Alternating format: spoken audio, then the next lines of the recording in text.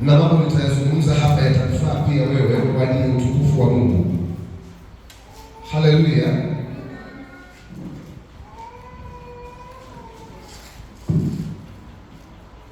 Kama unaandika, andika kupakwa mafuta na kutengwa.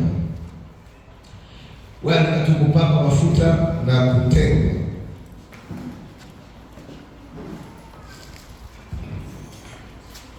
Kama unaandika, andika ujumbe wangu unaitwa kupakwa mafuta na kutengwa. Kabla sijasoma maandiko yoyote, nikupe tafsiri sahihi ya neno mafuta. Haleluya.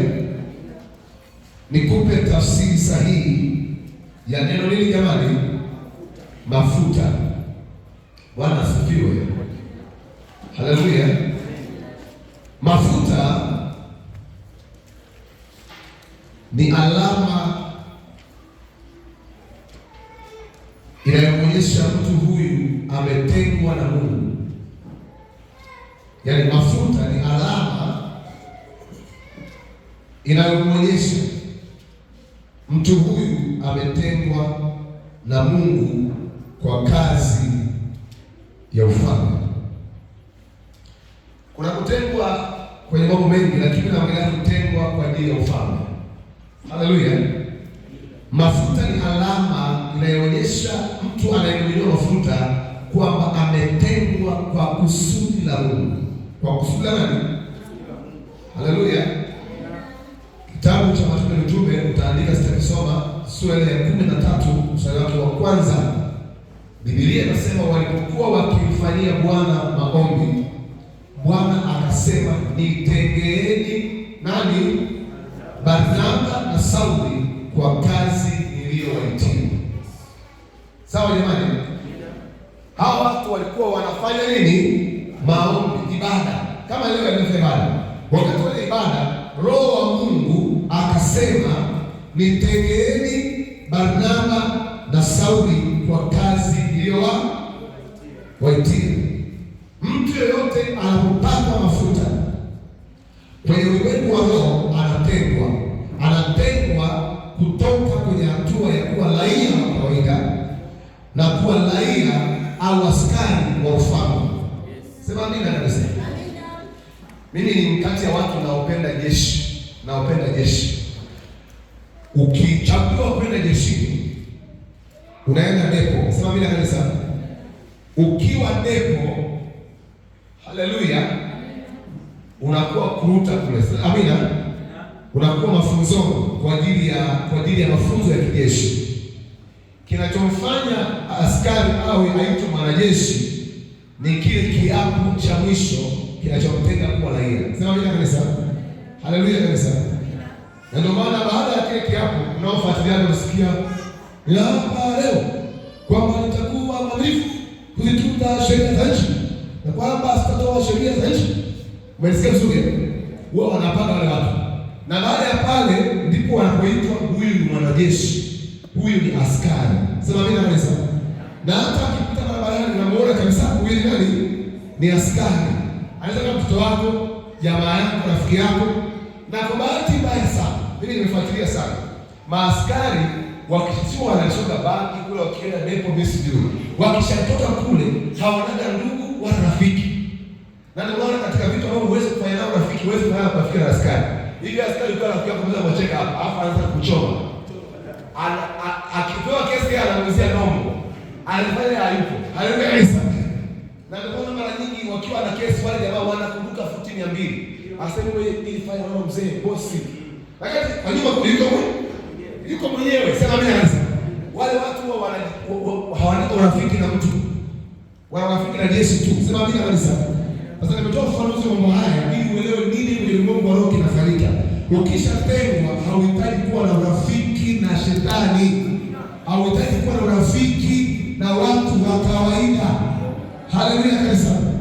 Maana yake umetengwa. Sema mimi kabisa. Umetengwa. Jamani, kutengwa na mambo mengi, naongelea kidogo kutengwa. Sema mimi kabisa. Unapotengwa kuna mahali utakuwepo. Na ndio maana pia hata askari kuna mahali hawaruhusiwi kuwepo. Haleluya kabisa. Bwana asifiwe sana. Jina la Bwana libarikiwe sana. Hawaruhusiwi kuwepo kwa sababu ya ile hali ya kutengwa kwao kwa kazi maalum. Sema amina kanisa. Kwa hiyo neno kutengwa, kupakwa mafuta ni kutengwa. Unatolewa kwenye hali ya kuwa raia wa kawaida, unakuwa raia wa ufalme kwenye upande wa jeshi. Unaweza kuwa raia wa Tanzania lakini hauko upande wa jeshi. Unapotengwa unakuwa raia au mshirika au muumini wa Kristo, mtu uliyookoka lakini upo kwenye kitengo maalum cha kijeshi. Upo kwenye kitengo cha mapambano katika mstari wa mbele. Mstari wa mbele. Kwa leo tunataka tuingize ndoto kuwa kwenye kitengo cha jeshi, kwenye mapigano, kwenye mstari wa mbele. Mstari wa mbele. Kwamba inawezekana vita vinapigana lakini tunaona mstari wa mbele kwa kisha vita wanashinda. Sema amina kabisa. Sasa haya mafuta ni alama. Kila mahali palipoonyesha mafuta, alipoonyesha mafuta, ilionyesha kutengwa kwake kutoka sehemu moja kwenda sehemu nyingine. Haleluya kabisa. Sasa tunaambia mchungaji, mbona tunapaka mafuta kila siku ya Mungu hapa kanisani? Mafuta huwa yana lenki na inategemea yanaamuliwa nini, kufanya nini. Haleluya kabisa.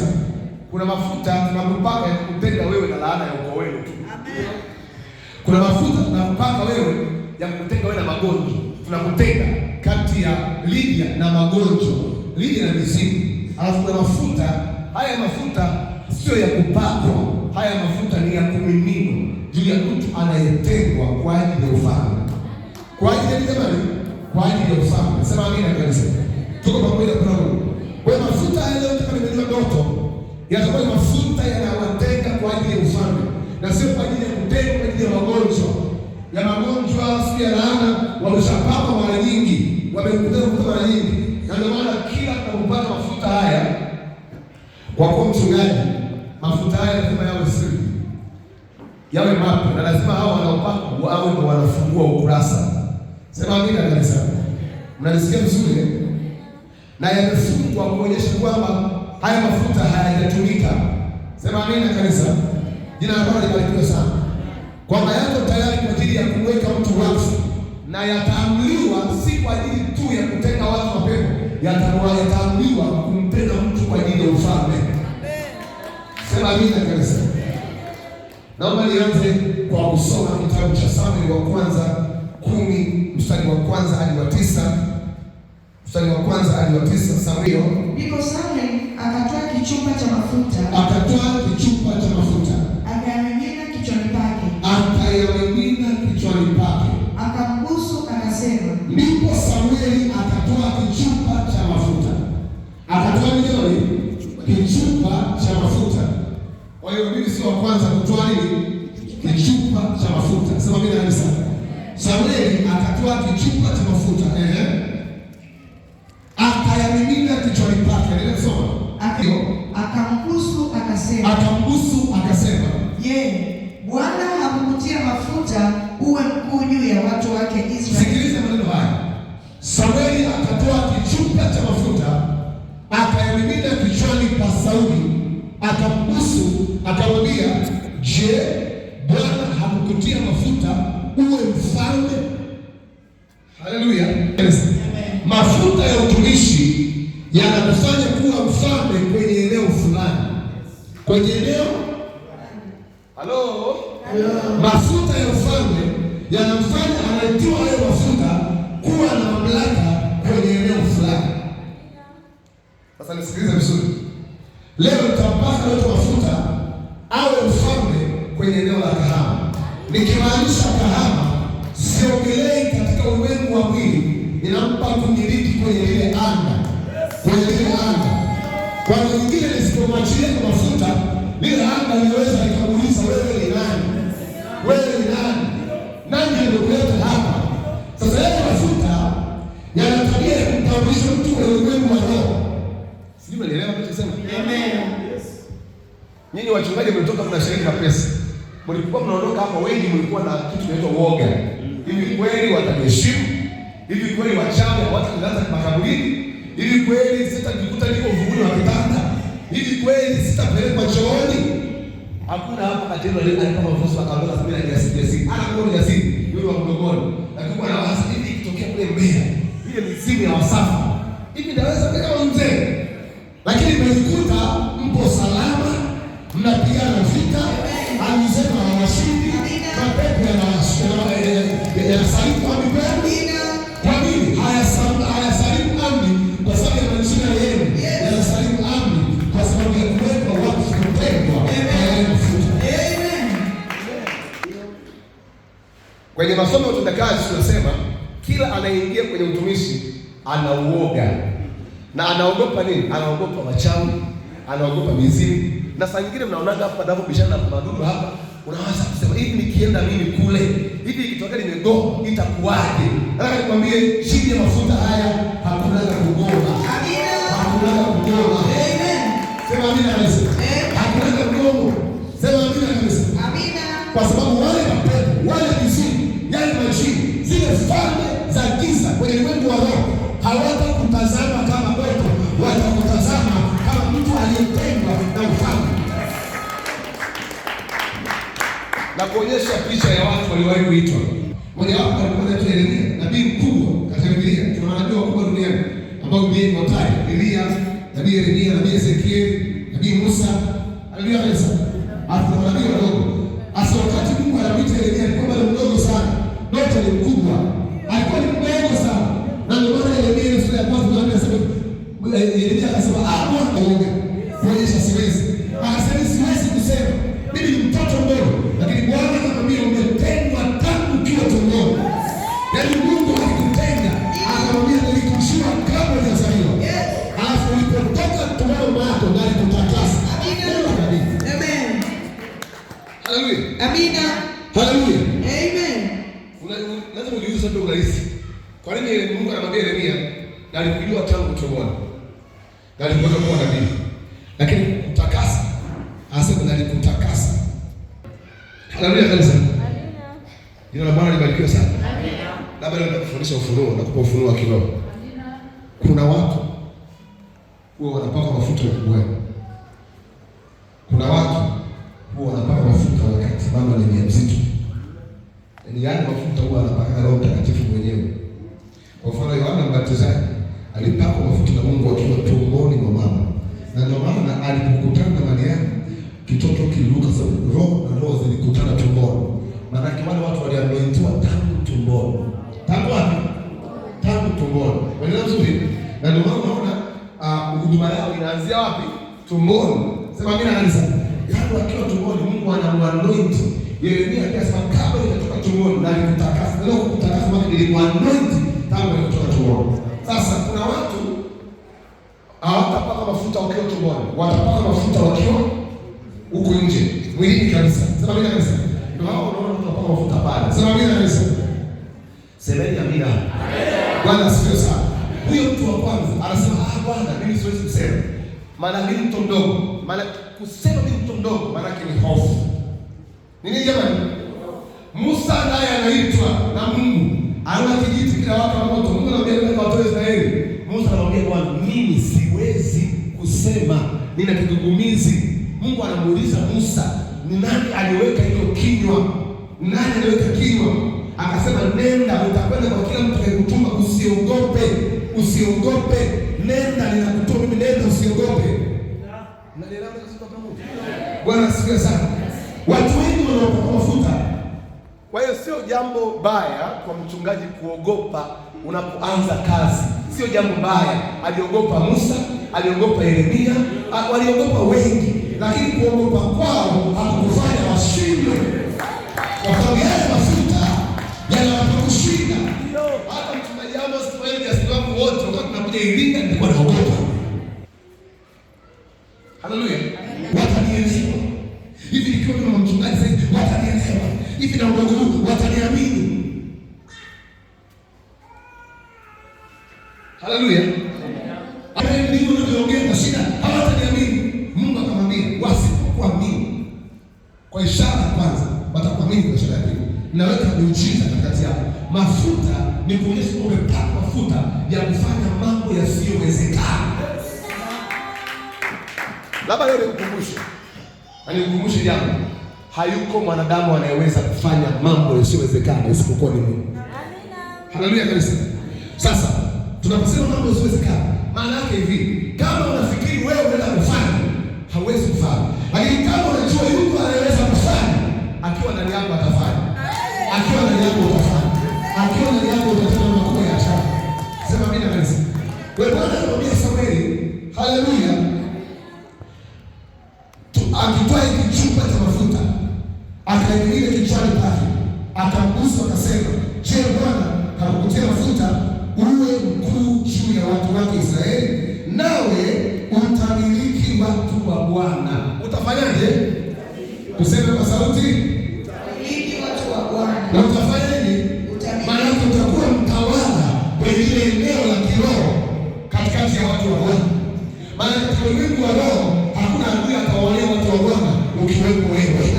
Akiwepo wewe pale Kahama, hakuna mtu ataonea watu wa Bwana kwa sababu yeye amemtia mafuta kwa ajili ya watu wa Bwana. Akasema, ndio. Je, Bwana hakutia mafuta uwe mkuu juu ya watu wake Israeli? Nawe utamiliki watu wa Bwana na kuwaokoa na mikono ya adui zao. Ndio, na kuokoa maana kuna watu wametekwa. Yes. Na kama wametekwa, maana kuna ufalme unaoteka. Sasa huwezi kwenda kuokoa waliotekwa bila wewe kuna mbinu za kijeshi za kuokoa waliotekwa. Amina. Kuna wakati nilisikia habari ya the storybook. Yes. Wakati wa Israeli walitekwa pale Entebbe pale Uganda. Kwa Bwana Museveni. Haleluya kanisa. Niliwahi kusikia ile story, nilicheka sana. Anasema askari wa Israeli walitekwa pale Uganda. Haleluya kanisa. Nikasikiza story ya uokoaji. Unaambiwa wale wa Israeli walitumia mbinu za kijeshi. Walifika wakateka ule uwanja wa ndege, kila kitu ndani ya dakika 15-20 mpaka nusu saa. Wamechukua mateka watu wao wote wazima na warudi nao kule. Sema amina kanisa. Na anasema walirusha ndege katika kiwango ambacho cha chini kabisa, kiasi kwamba lada zilikuwa zinaangalia kule juu na zile ndege zilikuwa tunapita chini chini. Walipokuja kushtuka ni hali mbaya, wameteka uwanja wa ndege kila mahali. Na anasema walitumia gari la rais wa nchi ile. Walichokifanya wale wa Israeli, walitafuta gari la rais nchi la gari, plate number, kila kitu, wakaingiza gari lao. Kwa hiyo magari yalikuwa yanaingia uwanja wa airport, watu wakajua nani ni rais anaingia, wakawa msalimia. Kumbe wasalimia wanajeshi wa Israeli, wanasalimia, kufunga na kufungua. Uwanja ulikuwa umetekwa tayari, wakaendelea mateka wao, wakaondoka nao, wanakuja kushtuka ndege zimeshaondoka za Israeli na watu wao. Maana hizo ni mbinu za kijeshi. Mbinu za kijeshi. Maana kasema umepakwa mafuta uwaokoe watu wa Mungu. Watu wa Mungu. Mafuta yaliyopakwa na Bwana sio kwa ajili ya kwenda kuokoa watu wa kawaida, watu wa Mungu. Pale Kahama kuna watu wa Mungu. Kuna watu wa Yesu. Na hakuna mtu mwingine anaweza kwenda pale ni moto akaokoe watu wa Mungu. Na hiyo neema anayo.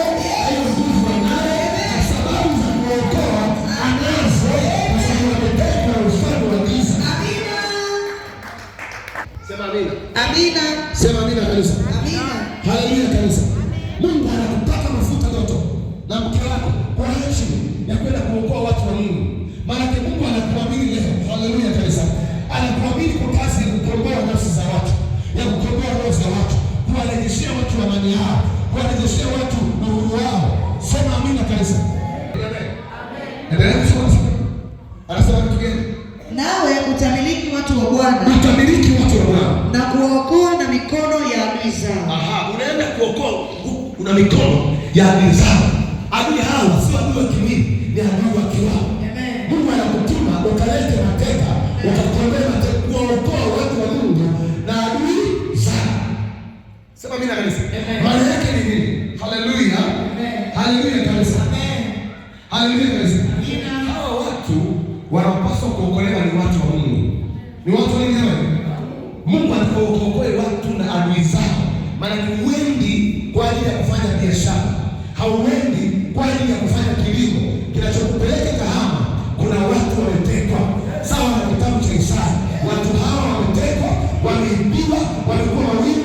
wamekuwa mashimoni na hapana mtu asemaye rudisha.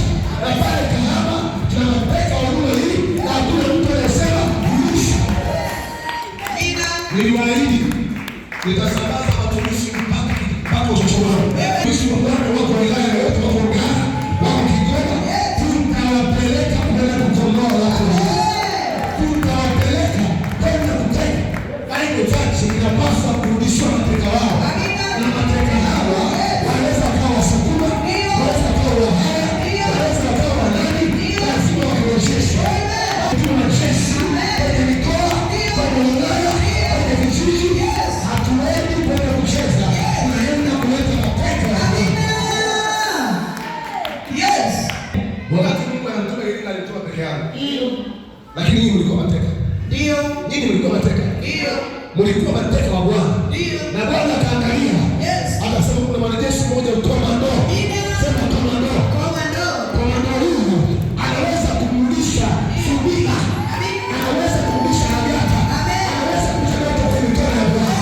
Na ndio maana huyu komando alikuja Ulinga. Ama nikwambie alivamia mpaka kambi ya adui akarejesha mateka. Na hivyo hivyo wako anakutuma moto kwenda Kahama. Wewe ni komando wa Bwana. Wewe ni askari wa Bwana. Utarejesha mateka. Nisikilize. Unaenda kurejesha mateka kwa ajili ya ufalme.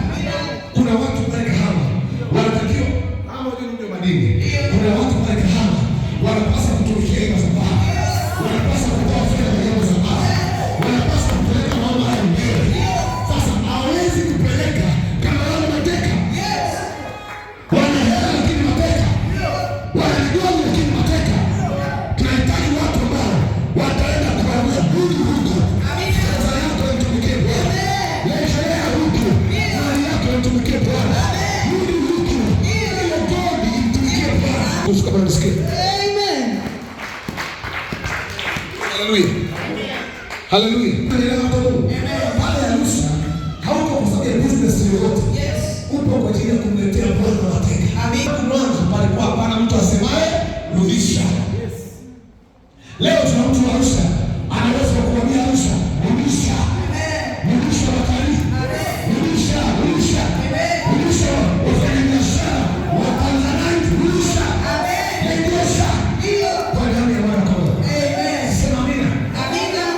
Sijui mnanielewa je watu? Amen. Najua kuna watu wakiangalia baada ya ya saizi ya mafuta na musi doto. Nimetumwa na Bwana. Mimi nilitumwa na Bwana hapa kurejesha mateka. Nimekurejesha wewe. Na mimi Mungu anatuma tu kurejesha. Ametuma kurejesha na kuwamilikisha watu. Na kuwarahisisha watu. Na kuwarahisisha watu. Sasa kwa kuwa umetuma kurahisisha, kuna watu mtarahisishwa neema ya fedha, neema ya biashara, lakini watu anarahisishwa neema ya kuwa askari wa ufalme. Amen. Utakapoondoka kwangu leo, umesikia lote? Utakapoondoka kwenye hii madhabahu, utakapokuwa unaenda Kahama. Haleluya kanisa. Haleluya. Amen. Haleluya. Utakapoondoka kwangu leo, utakutana na wanaume wawili karibu na kaburi la Raheli. Ndio. Katika mpaka wa Benyamini huko Selsa. Sasa utaona watu makaburini, utakutana na watu wana matatizo. Amen. Utakutana na watu wana uvimbe. Amen. Utakutana na watu wana kansa. Amen. Utakutana na watu hawalali usingizi. Amen. Utakutana na watu huko barabarani. Amen.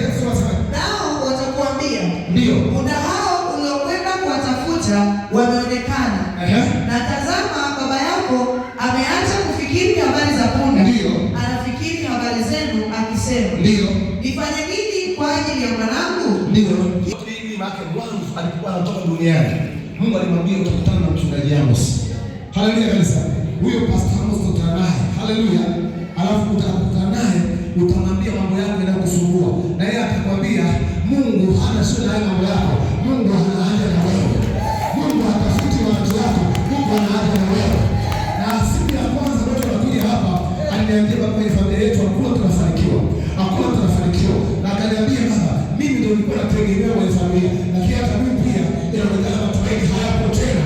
Nikamwambia siku ya pili, naomba niombe siku tatu. Nitakwambia kupasa shukrani. Baada ya siku tatu, nikamwambia Mungu ananiambia wewe ni mtumishi wa Bwana.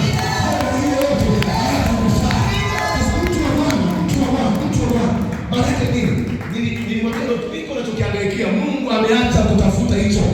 Baba yako ameacha kuangalia habari ya heshima duniani. Anakuona wewe kama kuhani, anakuona wewe kama mchungaji. Na mimi watu hawanielewaje. Mimi vigumu sana kuelewa. Sasa ndio ataweza kweli mwenyewe. Kuna mtu anataka.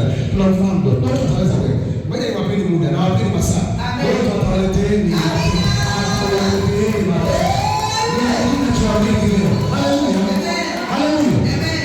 Unajua nabii akubariki nyumbani. Mkimwangalia tunaolewa ndio tunamfahamu. Sasa tunamfahamu. Tunamjua. Wewe ni mstari ndiye. Mungu hajawahi kuchagua watu ambao wanaweza kila kitu. Amen. Hilo ni kosa ambalo Mungu analifanyaga. Au kama kupata Mungu hajawahi kuchagua watu waliokamilika kwa asilimia moja. Amen. Kuna wakati Mungu anawaacha watu wenye heshima, anawatafuta watu dhaifu. Ambapo hata pengine kuongea vitabu, pengine hata kujieleza vitabu. Alafu Mungu anataka mwenyewe. Akienda kule, yeye anaanza kutukuza yeye ndani ya mtu. Ndani ya mtu. Amen. Sema amina. Amina. Sema amina. Amen. Sema amina. Amina. Sema amina. Amina. Ndoto utakuwa na mwili mkubwa afu umepanda hewani. Amina. Unajua ndoto atakuwa na mwili sasa. Atakuwa ni giant. Sisi ni nguvu ya. Alafu nilisema ni mtumishi wa Bwana. Msikie kama ni sheki. Msikie amina. Sema amina. Sema amina. Ndio ndoto kuwa kama jitu litishalo. Kama jitu litishalo.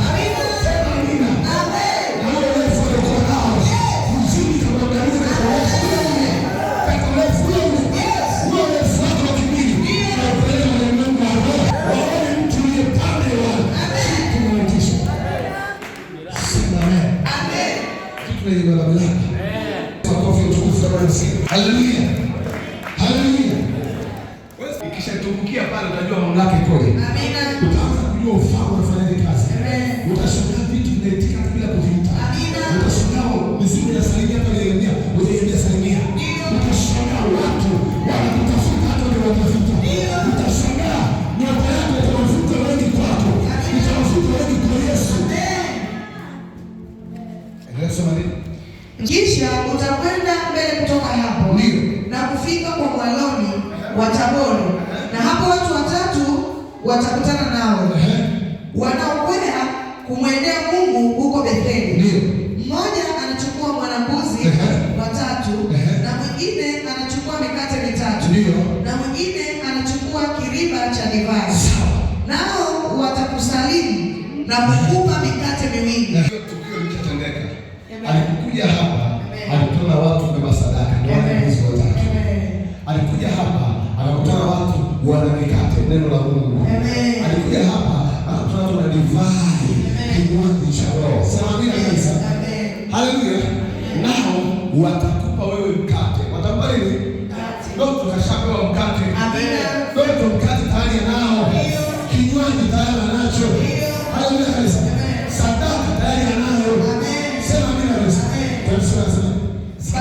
Mstari wa 5. Ndio. Baada ya hayo utafika Gibea ya Mungu, hapo palipo na ngome ya Wafilisti. Sema utafika Gibea ya Mungu. Utafika Gibea ya Mungu. Watu wa Mungu sema tutafika Gibea ya Mungu. Utafika Gibea ya ngome ya Wafilisti. Ngome ya Wafilisti. Sema ngome.